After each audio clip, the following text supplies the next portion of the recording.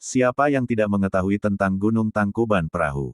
Salah satu gunung berapi aktif yang ada di daerah Jawa Barat ini memang memiliki kisah melegenda yang menjadikannya mirip bentuk perahu terbalik. Di balik keindahan panorama alam yang disuguhkan oleh Gunung Tangkuban Perahu, ternyata ada cerita rakyat yang melatar belakangi terbentuknya gunung berapi tersebut.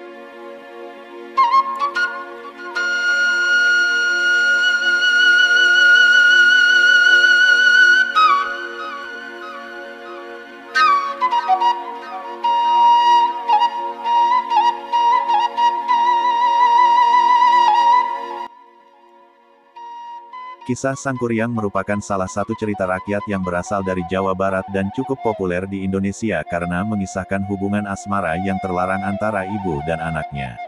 Kisah Sangkuriang sendiri dipercaya sebagai awal mula terciptanya Gunung Tangkuban Perahu yang mengisahkan seorang pria bernama Sangkuriang yang cintanya ditolak oleh Dayang Sumbi.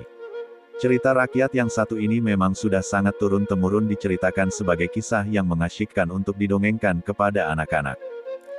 Dongeng Sangkuriang. Pada zaman dahulu kala, hiduplah seorang ibu bernama Dayang Sumbi yang tinggal bersama anaknya, Sangkuriang. Mereka tinggal di sebuah desa dengan seekor anjing kesayangan yang turut menemani, yaitu Tumang. Sebelum melahirkan Sangkuriang, Dayang Sumbi menikah dengan titisan dewa yang dikutuk menjadi binatang dan diasingkan ke muka bumi. Secara tidak sadar, mereka sebenarnya sudah tinggal bersama ayah dari Sangkuriang yang sudah berubah menjadi sosok Tumang. Setelah bertahun-tahun hidup bersama, kini Sangkuriang telah tumbuh menjadi seorang pria muda dengan tampang yang menawan serta perawakan yang kuat dan gagah. Sangkuriang telah tumbuh dan berkembang menjadi sosok yang pemberani dan gemar berburu dengan ditemani oleh Tumang, yang merupakan ayah kandungnya yang dikutuk menjadi seekor anjing. Amarah Dayang Sumbi. Pada suatu hari, Dayang Sumbi meminta Sangkuriang untuk berburu kijang karena dirinya ingin mengonsumsi hati kijang. Maka, menuruti permintaan ibunya, Sangkuriang pun bergegas pergi bersama Tumang untuk mencari seekor kijang. Sesampainya di hutan, Sangkuriang berhasil menemukan seekor kijang yang tengah merumput di balik semak belukar. Ketika Sangkuriang memerintahkan Tumang untuk mengejar kijang tersebut, anehnya anjing itu tidak mau menuruti perintah Sangkuriang. Sangkuriang pun murka dibuatnya dan mengancam akan membunuh Tumang jika dia tidak mau menuruti perintahnya.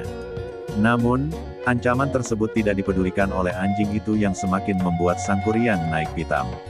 Maka Tumang pun dihabisi nyawanya oleh Sangkuriang yang kemudian hatinya dia ambil untuk diberikan pada Dayang Sumbi.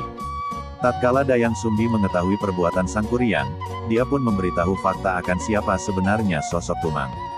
Tidak terima dan sakit hati dengan amarah ibunya, Sangkuriang pun memutuskan untuk pergi meninggalkan desa dan mengembara ke arah timur. Sangkuriang tumbuh menjadi pria dewasa. Dayang Sumbi pun menyesali sikapnya terhadap Sangkuriang dan meminta ampun pada para dewa atas kesalahannya. Mendengar permohonan dari Dayang Sumbi, para dewa pun memberikan kecantikan abadi untuk wanita itu. Sementara itu, Sangkuriang tumbuh menjadi seorang pria dewasa yang tampan dan menawan, sehingga mampu memikat banyak wanita. Setelah mengembara tanpa tujuan, pada akhirnya Sangkuriang memutuskan untuk kembali pulang ke kampung halamannya. Ketika berhenti di sebuah pondok untuk meminta air minum, Sangkuriang dibuat terpesona dengan kecantikan Dayang Sumbi. Dirinya tidak mengetahui jika wanita yang dia kagumi itu merupakan ibu kandungnya sendiri. Begitu pula sebaliknya, Dayang Sumbi pun tidak menyadari jika pria rupawan dan gagah yang ada di hadapannya adalah anak kandungnya. Saling terpikat dan terpesona, keduanya pun merencanakan pernikahan. Terkejutnya Dayang Sumbi ketika Dayang Sumbi akan membantu Sangkuriang, yang kini sudah mengganti namanya menjadi Jaka, untuk pergi berburu. Betapa terkejut dirinya melihat bekas luka yang ada di kepala calon suaminya tersebut. Bekas luka itu mengingatkan Dayang Sumbi pada anak kandungnya, Sangkuriang.